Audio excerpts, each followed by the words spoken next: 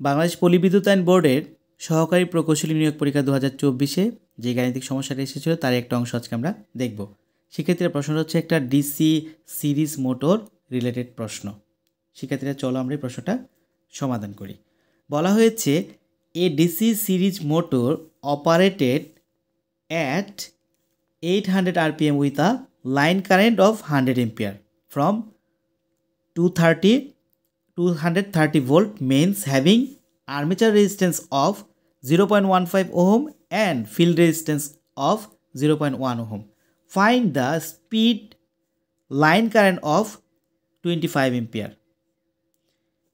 Assume the flux at this current is 45% of the flux at 100 ampere. শিক্ষার্থীরা প্রশ্নে কি বলা হয়েছে? প্রশ্নে বলা হয়েছে একটা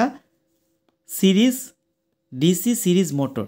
তো শিক্ষার্থী আমি ডিসি সিরিজ মোটরটা একটু অঙ্কন করি তোমাদেরকে দেখানোর জন্য, যেহেতু সিরিজ মোটর। তাহলে এই হচ্ছে আমাদের মোটরটা। তাহলে মোটরের সাথে কি থাকবে? একটা দুইটা ব্রাশ থাকবে। এটা হচ্ছে আমাদের ডিসি সিরিজ একটা মোটর।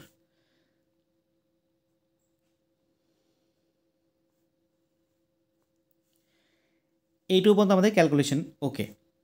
এইবার দেখো কি বলা হয়েছে, দেখো যে দুইটা রেজিস্ট্যান্স দেওয়া আছে। একটা আর্মেচার রেজিস্ট্যান্স 0.15, তাহলে এটা আর্মেচার, তার ভিতরে রেজিস্ট্যান্স হচ্ছে RA 0.15। সেমভাবে দেওয়া আছে ফিল্ড রেজিস্ট্যান্স, যেহেতু সিরিজ মোটর তাহলে মানে এই যে ফিল্ড রেজিস্ট্যান্স বলা আছে এটা সিরিজ ফিল্ড রেজিস্ট্যান্স, তাহলে এটা হচ্ছে RAC সিরিজ ফিল্ড, তার মানে কত 0.1 ওহম। আর কোনো তথ্য দেওয়া আছে? আর একটা বলা হচ্ছে find the speed line current of 25 ampere. দেখো শিক্ষার্থীরা, আমরা যখন প্রথম ক্যালকুলেশন করছি তখন কিন্তু কারেন্ট ছিল 100 এম্পিয়ার, আর 100 এম্পিয়ারে এই মোটরটা কত স্পিডে ঘুরছে?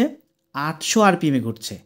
তো জানতে চেয়েছে যখন কারেন্টটা 25 এম্পিয়ারে নেমে আসবে তখন এই সিরিজ ডিসি মোটরটার স্পিড কত হবে, স্পিডটা কতটুকু কমবে না বাড়বে সেটা আমাদের কাছে জানতে চেয়েছে।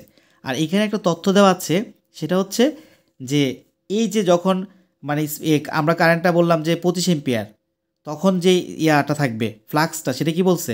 বলা হয়েছে এই অবস্থায় মানে কারেন্ট যখন 25 এম্পিয়ার তখন ধরে নিতে বলা হয়েছে দ্য ফ্লাক্স দিস কারেন্ট, এই 25 এম্পিয়ার কারেন্টে কী হবে? 45% অফ 100 এম্পিয়ার, অর্থাৎ 100 এম্পিয়ারে যেই ফ্লাক্স তৈরি হইতো তার 45% ফ্লাক্স তৈরি হবে কোথায়? এই 25 এম্পিয়ার কারেন্টে।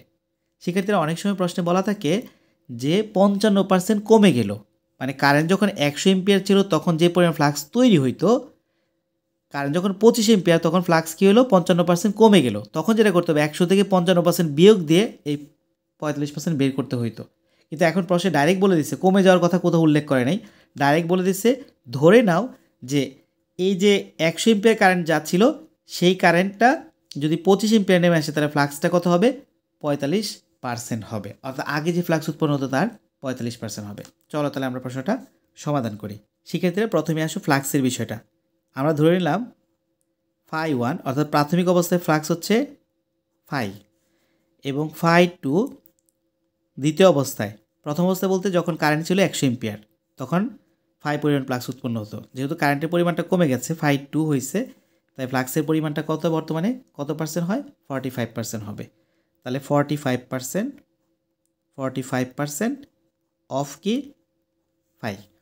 তার মানে 45% মানে এটা ক্যালকুলেশন করলে 100 দিয়ে ভাগ করলে 0.45 কী হবে? φ হবে। তাহলে φ1 φ2 সম্পর্কে আমাদের ক্যালকুলেশন ওকে।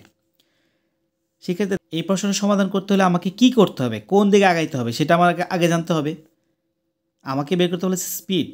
সেক্ষেত্রে দেখো স্পিডের একটা সম্পর্ক আমি ডিসি সিরিজ মোটরের ক্ষেত্রে এরকম জানি, EB1 EB2 সমান N1 N2 ইন্টু φ1 φ2।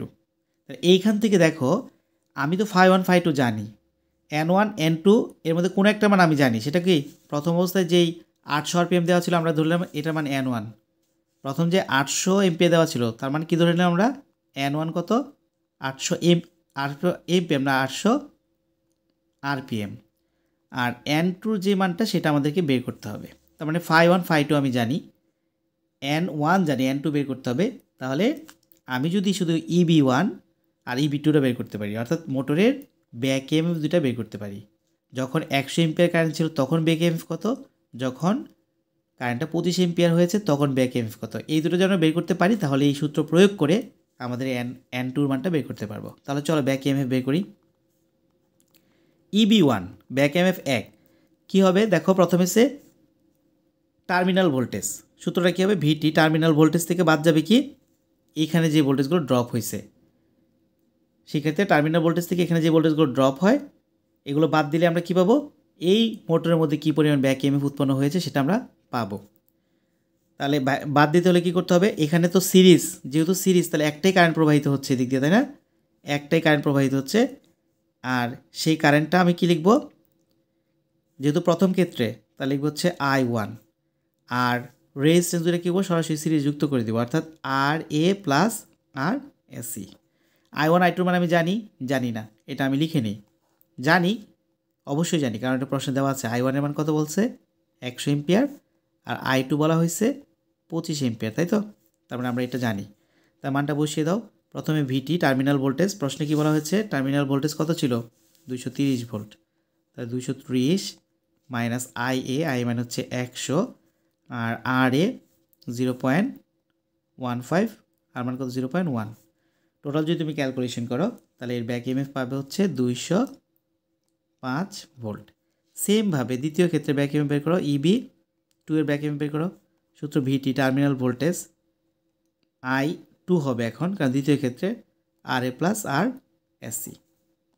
মানটা বসিয়ে দাও, 230 মাইনাস I2 কত 25 এম্পিয়ার, আর তার যে টোটাল রেজিস্ট্যান্স কত 0.15 প্লাস 0.1, এটা যদি ক্যালকুলেশন করো এর মান পাবে 223.75 ভোল্ট।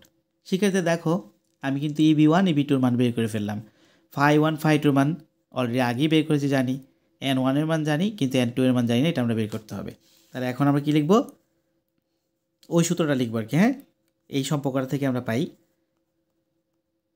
EB1, এটা শর্ত মতো লিখতে পারো তুমি চাইলে, EB2 সমান N1 N2 φ1 φ2 ছিল। কী বের করতে হবে আমাকে, N2 বের করতে হবে। তাহলে গুণ করো, আর গুণ করো, তাহলে যেটা পাবো সেটা হচ্ছে N2 φ2 EB1 সমান N1 φ1 EB2।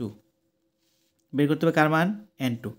সুতরাং N2 সমান যেটা হবে N1 φ1 EB2, আর এখানে কি আসবে EB1 ফাই, এখানে কি আছে 2টা চলে আসবে। তাহলে এই হলো মূলত মান। এখন মানগুলো বসিয়ে দাও। N1 এর মান আমরা জানি সেটা হচ্ছে 800, φ1 এর মান কত, φ1 এর মান হচ্ছে ফাই, আর EB2 র মান হচ্ছে 200। এই যে EB2 র মান আমরা এখানে বের করেছিলাম, তাই না, EB1 এর মান আমরা এখানে বের করেছিলাম, মানটা আমরা এখান থেকে দেখে বসিয়ে দিই 223.75, আর নিচে কি আছে EB1 হচ্ছে 205, আর φ2 মান কত 0.455, তাহলে 5 কাটা যাবে। আর টোটাল যদি তুমি ক্যালকুলেশন করো তাহলে এর মান পাবে হচ্ছে 1940.38 RPM। অর্থাৎ কী দেখলাম আমরা দেখলাম যে যখন সিরিজ মোটরের কারেন্টটা কমে গেল তখন কিন্তু তার আরপিএমটা অনেক বেড়ে গেল। কারণটা কি, প্রাথমিক অবস্থা আরপিএম দেখেছিলাম কত 800 RPM, তো কারেন্ট যখন কি হলো 4 ভাগের 1 ভাগ হয়ে গেল তখন আমার স্পিডটা কিন্তু বেড়ে গেল। তাহলে এই হচ্ছে এখানে যে প্রদত্ত ডিসি মেশিন অর্থাৎ ডিসি মোটর রিলেটেড গাণিতিক সমস্যা তার সমাধান। শিক্ষার্থীরা ধন্যবাদ সবাইকে।